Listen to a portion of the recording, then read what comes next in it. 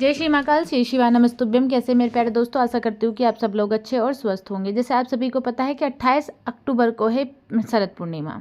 ये एक बहुत प्यारा सा दिन होता है, लेकिन इस दिन लग गया है इस बार ग्रहण की वजह से इस दिन कुछ विशेष कार्य हैं जो आपको करने हैं और कुछ कार्य ऐसे जो आपको बिल्कुल भी नहीं करने हैं।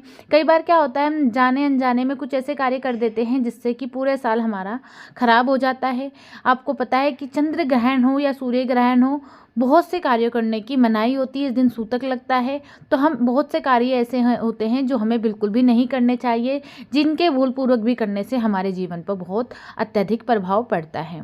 तो आज हम बात करेंगे इस वीडियो में कुछ ऐसी ही चीज़ों पर, जैसे कि सूतक का समय क्या होगा, किस राशि पर बड़ा प्रभाव पड़ेगा और महिलाओं के लिए क्या विशेष है, नहाना कब है और सोना कब है, और सूतक का समय किस समय खत्म होगा, चंद्र ग्रहण का समय किस समय खत्म होगा। ऐसे ही कुछ चीज़ें हैं जिन पर आज हम बात करेंगे, जिससे आपसे कोई भी गलतियां ना हो। वीडियो शुरू करने से पहले मैं आप सभी से अनुरोध करूंगी कि प्लीज़ अगर आप मेरे चैनल पर नए हैं, मेरी पहली बार आवाज़ सुन रहे हैं, तो चैनल को सब्सक्राइब अवश्य करें, बेल आइकन का बटन प्रेस करें ताकि आपको मेरी हर इस तरीके की नई वीडियो मिलती रहे।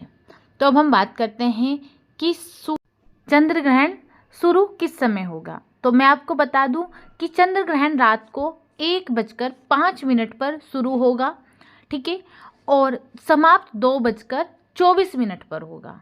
लेकिन आप सभी को पता है कि हमारे हिंदू धर्म में यह मान्यता है कि जैसे ही चंद्र ग्रहण या सूर्य ग्रहण लगता है तो 9 घंटे पहले सूतक लग जाता है, जिसमें कोई भी ऐसा कार्य नहीं किया जाता है, जैसे कि खाना नहीं खाया जाता है, पूजा नहीं की जाती है, मंदिर में ना तो धूप बत्ती लगाते हैं, ना दिया जलाते हैं, और मंदिर का दरवाज़ा बंद कर देते हैं क्योंकि उसमें सूतक लग जाता है। कोई भी खाने पीने की चीज़ों का विशेष ध्यान रखते हैं कि कोई भी किसी भी तरीके के खाने पीने की चीज़ों का प्रयोग बिल्कुल नहीं करते, खाते पीते बिल्कुल भी नहीं है, क्योंकि कहा जाता है कि इस समय भगवान पर संकट आता है और जब तक यह संकट टल नहीं जाता है तब तक कोई भी शुभ कार्य या कोई भी ऐसा कार्य हम नहीं करते हैं, क्योंकि इसमें हमारे घर पर सूतक लग जाता है। तो आप इस बात का विशेष ध्यान रखें कि सूतक शुरू होने से पहले ही आप जो भी आपका कोई कार्य ऐसा है उसी में वह कार्य कर ले, यानी पूजा पाठ वगैरह उससे पहले ही आप समाप्त कर लें। उससे के बाद आप कुछ भी ना करें, यानी 4 बजे से पहले ही आप आपको जो कार्य करना है वह आप कर लें, ठीक है। अब हम बात करते हैं कि जो सूतक का समय है वह किस समय शुरू होगा।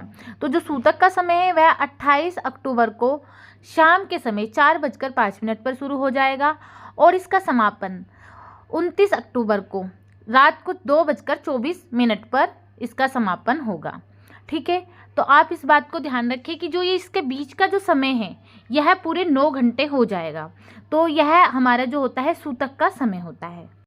अब हम बात करते हैं कि सूतक के समय में हमें कौन कौन सा कार्य नहीं करना है। तो सबसे पहले मैं आपको बता दूं कि सूतक के समय में कोई भी शुभ कार्य नहीं किया जाता है, जैसे कि कोई भी पूजा पाठ नहीं की जाती है। मंदिर का जो दरवाज़ा होता है, चाहे घर का हो चाहे कोई भी मंदिर हो, उसका दरवाज़ा बंद कर दिया जाता है। ना तो कोई दिया लगता है, ना कोई धूप बत्ती लगती है, कुछ भी पूजा नहीं की जाती, ना जल चढ़ाया जाता है, ना किसी तरीके का कोई उपाय किया जाता है, ठीक है। तो आपको इस बात का विशेष ध्यान रखना है कि पूजा पाठ वगैरह आपको बिल्कुल भी नहीं करनी है।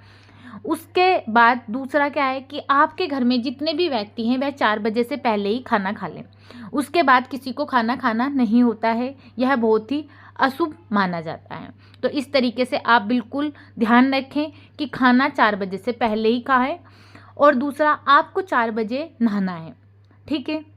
आपको 4 बजे से पहले नहाना है, क्योंकि कहा जाता है कि जब चंद्र ग्रहण या सूर्य ग्रहण लगता है तो उससे पहले भी नहाना होता है, और जब चंद्र ग्रहण या सूर्य ग्रहण का समापन होता है तो आपको तब भी नहाना होता है। तो एक बार आप पहले नहा लें और एक बार आप जब रात को चंद्र ग्रहण का समापन होगा एक बार आप तब स्नान अवश्य करें।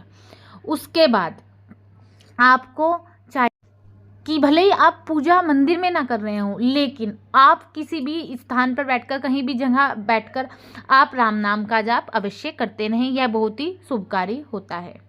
और आपके घर में जो भी कोई खाने पीने की वस्तुएं रखी हुई हैं, क्योंकि कई बार होता है हमारे घर में खाने पीने की वस्तु रखी होती हैं, तो उन पर आप एक एक तुलसी का पत्ता अवश्य रख दें। इससे वह वस्तुएं दूषित नहीं होती है, उन पर चंद्र ग्रहण का या सूर्य ग्रहण का प्रभाव नहीं पड़ता है। तो आप खाने पीने की चीज़ों पर एक एक तुलसी का पत्ता अवश्य रख दें।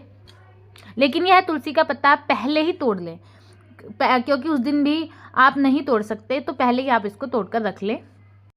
अब हम बात करते हैं अपने अगले विषय पर कि किस राशि पर क्या प्रभाव पड़ेगा इस चंद्र ग्रहण का। तो आपको मैं बता दूं, इस बार चंद्र ग्रहण का सबसे ज़्यादा बड़ा प्रभाव जो पड़ेगा वह राशि है मेष राशि। मेष राशि पर इस बार इस ग्रहण का बहुत सीधा सा प्रभाव पड़ने वाला है, यानी इस राशि को इस बार नुकसान होने वाला है। यह चंद्र ग्रहण इस राशि के लिए बिल्कुल भी शुभ नहीं है। इसका मतलब यह नहीं है कि उस व्यक्ति को कुछ हो जाएगा, इसका मतलब यह है कि उसके जो काम बनने वाले हैं वो थोड़ा लेट बनेंगे या फिर नहीं बनेंगे, या जीवन में कुछ समस्याएं आएंगी। तो इस तरीके से इस मेष राशि पर इस बार इस चंद्र ग्रहण का बहुत ही बुरा प्रभाव पड़ने वाला है। अब इससे बचने के लिए क्या करना है कि जो भी व्यक्ति मेष राशि का आपके घर में हो या आप खुद हो, तो आपको क्या करना है, आपको दान करना है। इस पूरे चंद्र ग्रहण के यानी पूरे सूतक के समय से चंद्र ग्रहण का जब तक समापन होगा, आपको कुछ ना कुछ दान अवश्य करना है अपने सामर्थ्य के अनुसार। किसी ऐसे व्यक्ति को दान अवश्य करें जो उसको उसकी आवश्यकता हो, ज़रूरतमंद को करें। बाकी ऐसे व्यक्ति को ना करें जिसको उसकी ज़रूरत ही नहीं है, तो आपका वो जो दान है वह नहीं लगेगा। तो इसलिए आप इस बात का अवश्य ध्यान रखें कि आप जो चंद्र ग्रहण के समय आप मेष राशि वाले व्यक्ति अवश्य दान करें। तो यह इससे बचने का एक बहुत ही जो एक सरल सा रास्ता है, इसको आप अवश्य अपनाएं। अब हम बात करते हैं कि इस चंद्र ग्रहण का लाभ कौन कौन सी राशियों को मिलेगा। तो इस चंद्र ग्रहण का जो लाभ है वह मिलेगा वृषभ राशि को, मिथुन राशि को, कन्या राशि को, धनु राशि को और मकर राशि को। तो इस चंद्र ग्रहण का लाभ इन पांचों राशियों को बहुत अत्यधिक मिलेगा। बाकी जो बची हुई जो राशियां जिनकी लाइफ जैसे चल रही है उनकी वैसे ही चलती रहेगी, ज़्यादा उतार चढ़ाव नहीं आएंगे। सिर्फ इन 5 राशियों को इस चंद्र ग्रहण का बहुत ही लाभ मिलेगा। तो इनके जो कार्य अभी तक नहीं बने हैं वह बन जाएंगे और बहुत जल्दी ही इनके जो टाइम है वह बदलने वाला है, खुशहाली आने वाली है जीवन में। तो इन राशियों पर बहुत ही अच्छा प्रभाव देखने को मिलेगा। तो चलिए अब हमारा एक नया टॉपिक है जिस पर हम बात कर लेते हैं, वह है कि महिलाओं को कौन कौन सी बातों पर विशेष ध्यान देना है। अब हम सबसे पहले बात करते हैं उन महिलाओं की जो कि प्रेग्नेंट है। तो जो प्रेग्नेंट महिलाएं हैं उनको अपना सूतक के समय विशेष ध्यान रखना है। उन्हें कोई कार्य नहीं करना है, उन्हें बैठ जाना है। उन्हें ग्रहण मतलब जो सीधा चंद्रमा वह ना देखें, और चंद्रमा का जो प्रभाव है, जो छाया पड़ती है वह उन पर ना पड़े। और अपने पास वह क्या तो तुलसी का पत्ता रखे या फिर अपने हाइट के हिसाब से कोई भी कलावा वगैरह इस तरीके से रखें ताकि उन पर उसका प्रभाव ना पड़े। बाकी आप सभी के घर में अलग अलग नियम होंगे गर्भवती महिलाओं के, तो आपके घर में जो भी बड़ा बुजुर्ग व्यक्ति है उनको पता होगा कि आप लोग जो गर्भवती महिलाएं हैं वह किस तरीके से इस ग्रहण से अपने आप को बचा सके। दूसरा, पति पत्नी को कोई चीज़ नहीं काटनी होती है, वरना आपके बच्चे पर इसका बहुत बुरा प्रभाव पड़ता है। आप विशेष ध्यान रखें कि किसी भी नुकीली चीज़ को आपको छूना नहीं है। और तीसरी बात यह है कि आपको सोना भी नहीं है। ऐसा भी नहीं है कि आप बिस्तर लिए और सो गए। गर्भवती महिला ध्यान दे कि उनको सोना भी नहीं है, या वैसे तो किसी को भी नहीं सोना है, लेकिन गर्भवती महिला बिल्कुल भी ना सोए। वह कोई भी पाठ पढ़ ले, चाहे तो गीता पढ़ें, चाहे रामायण पढ़ें, चाहे कुछ भी पढ़े, लेकिन भगवान से संबंधित कोई भी पुस्तक अवश्य पढ़ती रहें, या फिर श्री शिवाय नमस्तुभ्यम या ओम नमः शिवाय या जो भी जिस चीज़ का भी वो स्मरण करना चाहते हो, ध्यान करना चाहते हो, राम नाम वह जपते रहें। इससे आपको बहुत अच्छा लाभ मिलेगा। आपके होने वाले बच्चे पर भी चंद्र ग्रहण का प्रभाव बिल्कुल नहीं पड़ेगा। तो आप इस तरीके से अपना और अपने बच्चे का ध्यान अवश्य रखें। अब हम बात करते हैं कि जो महिलाएं गर्भवती नहीं हैं उन्हें क्या करना है। अगर आप के यह क्वेश्चन दिमाग में आ रहा है कि भाई हमारे घर में तो बहुत सारे व्यक्ति हैं जो कि खाना खाए बिना नहीं मानेंगे, तो आप उनको खाना खिला सकती हैं। कई बार स्थितियाँ ऐसी होती है कि कोई इन सब चीज़ों को नहीं मानता है या कोई इन बातों पर विचार नहीं करता है तो आप उनको खाना खिला सकती हैं। अगर आपके घर में कोई बूढ़ा बुजुर्ग व्यक्ति है या कोई बच्चा है तो आप उसको भी अवश्य खाना खिला दें, क्योंकि बूढ़े बच्चों पर इसका कोई प्रभाव नहीं पड़ता है। और अगर आपके घर में कोई व्यक्ति है, महिला भी है, जिसको मेडिसिन लेनी है, वह मेडिसिन के बिना नहीं रह सकती है, तो वह भी मेडिसिन ले सकती है।